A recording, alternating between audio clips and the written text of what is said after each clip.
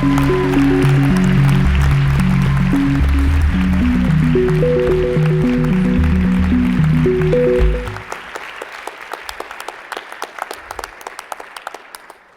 you.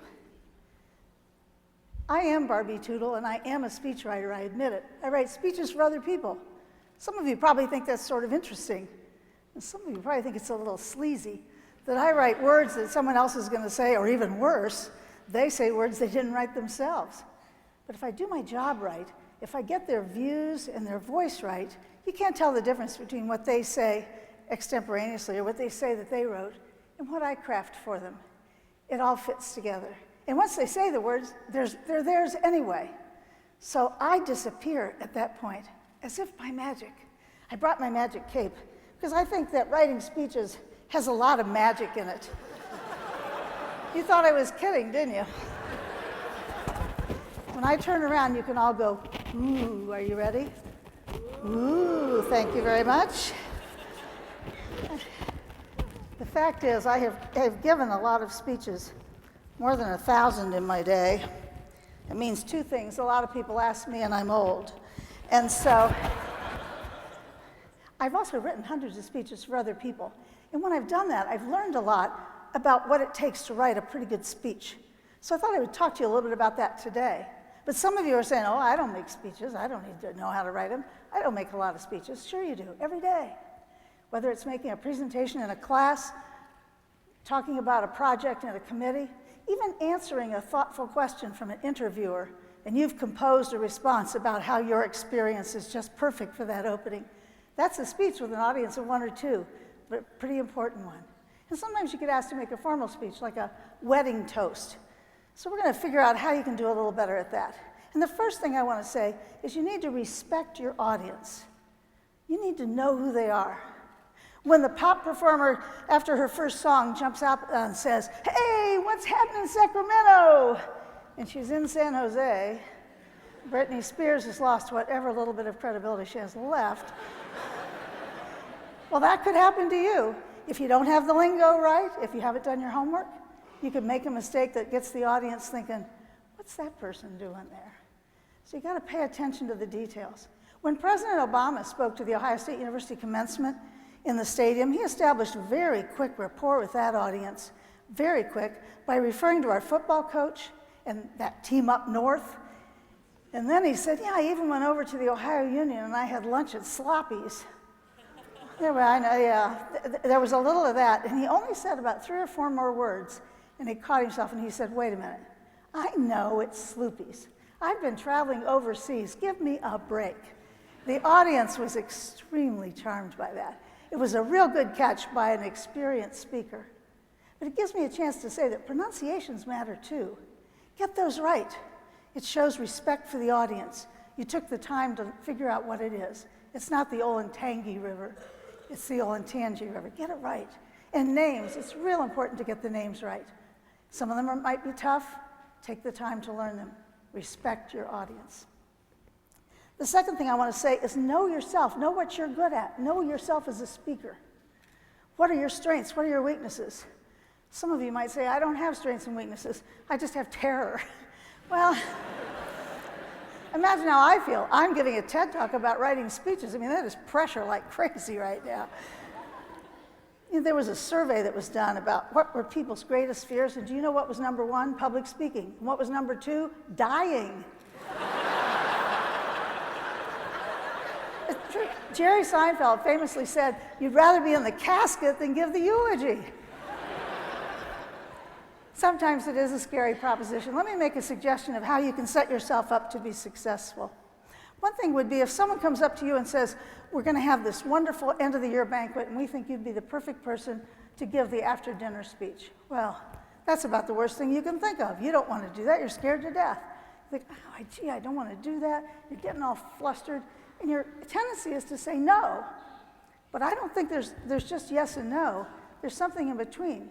You could say, you know, I really would like to be part of your event, but that's not my strength. How about if I would give the invocation? Okay? So the night comes and the invocation comes along, and you start it with these 4 powerful words. Please bow your heads. No one is looking at you. not a pair of eyes on you. You can read that beautifully crafted invocation and get a little more confidence and feel better about yourself. Now, that isn't going to work for the wedding toast. Please bow your heads. You're going to have to get a little better with that. You're on your own there. But know what you're good at and get better at it as you go along. You know, the writing for a speech that you give out loud and writing for something someone's going to read are two different things. You got to write for the ear, not the eye. That means you've got to figure out some of these rhetorical and linguistic tricks that can help. Put the magic in your words. Let me give you a couple ideas of those. The first of those would be alliteration. The same sound repeated over and over. It's a really powerful tool. A lot of you are familiar with Walt Whitman's Leaves of Grass. You may remember the scene in the movie Dead Poets Society when Robin Williams recites a pretty fair portion of it, and then now that's being used as the narration for the iPad Air commercial. And the final line of that commercial is, "The powerful play goes on, and you may contribute a verse." The powerful play goes on.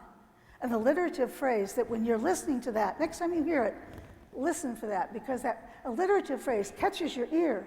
You almost lean into it, and it sets you up to hear the most important phrase of the whole thing, and you may contribute a verse. Alliteration can be very attention-grabbing. Some of you think alliteration means Peter Piper picked a peck of, it doesn't need to be a powerful play. 2 words, that's enough. Besides, if you overdo it, you're going to sound like Dr. Seuss. 1 fish, 2 fish, red fish, blue fish, right? Another strategy that I think is really good is repetition, saying something over and over. Of the people, by the people, for the people. You remember that because it is the same phrase, the same frame. It's a very effective technique. When Steve Jobs was speaking to the Stanford University commencement in 2005, he explained to the audience that the doctors had told him he only had a few months to live. And he said, "They told me to get my things in order."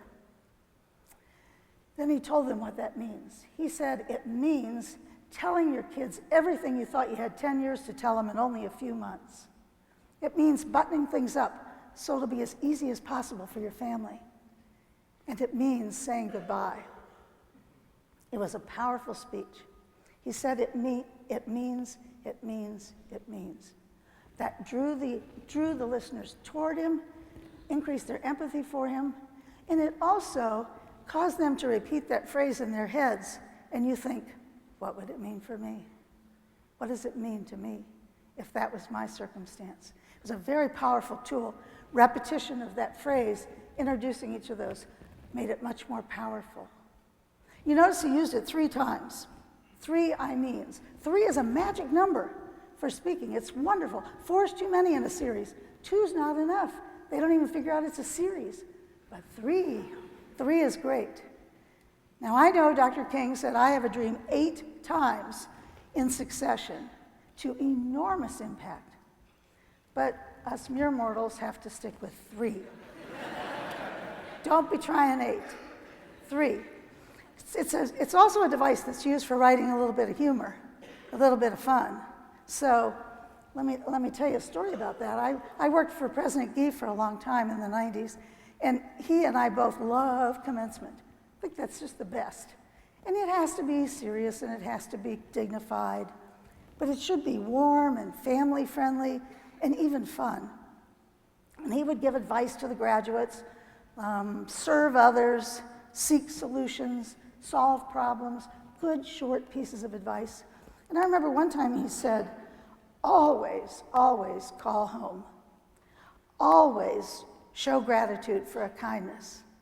And always open the bag before you leave the drive-through window. That's 3. 1 establishes the subject, 2 creates a pattern, and then 3, ba-bum-bum, gives you a surprise. Audiences like to be surprised, especially if they've been sitting there a while. Surprise them. Be unpredictable. A lot of speeches have a very standard frame. First, the person stands up and tells a really crummy joke. And then they get real serious. And then they get real boring. And then they get kind of flustered trying to figure out how to wrap it up. People have trouble ending. And then finally, somebody gives them a nod and they say thank you and off they go. That isn't you. Break the pattern, be unpredictable. Sometimes the best way to start is with a strong declarative statement.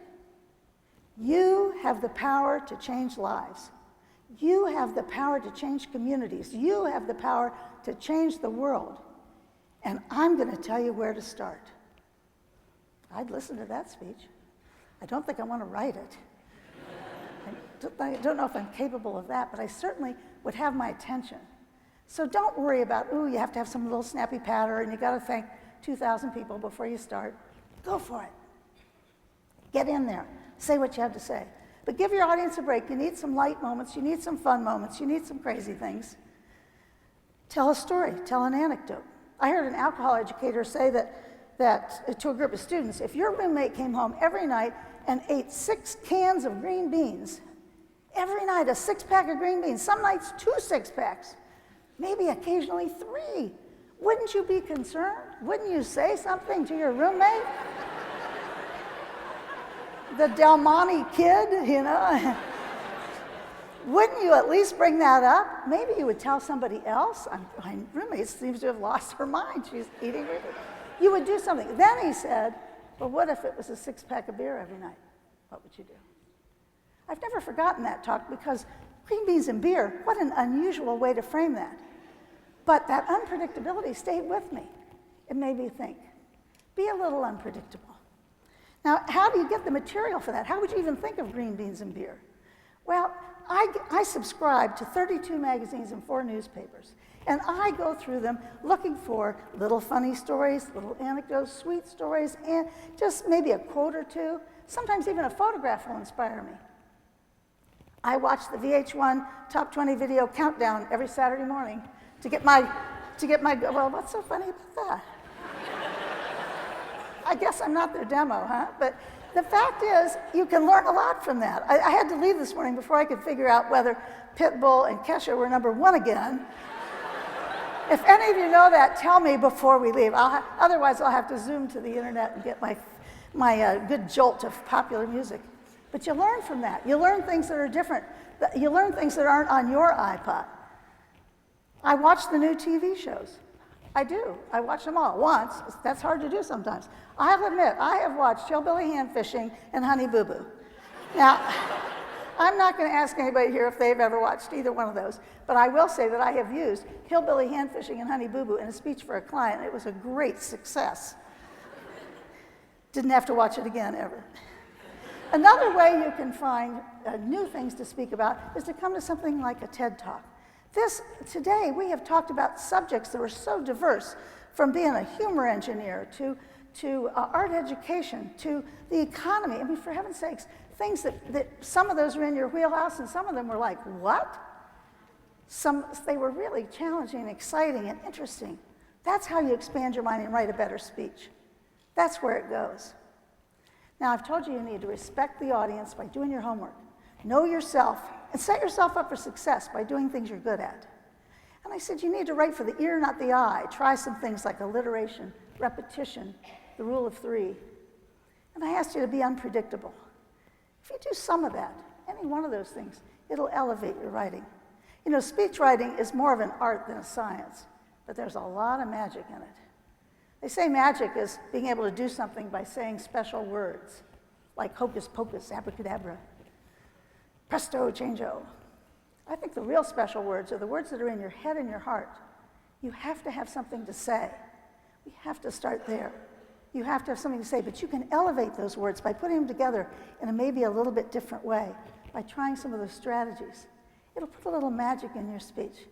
It'll make it a more enjoyable experience for you. Now, if I was really a magician, I would say presto changeo and I would disappear. But I'm not. I'm just a wordsmith. So I'll just say thank you.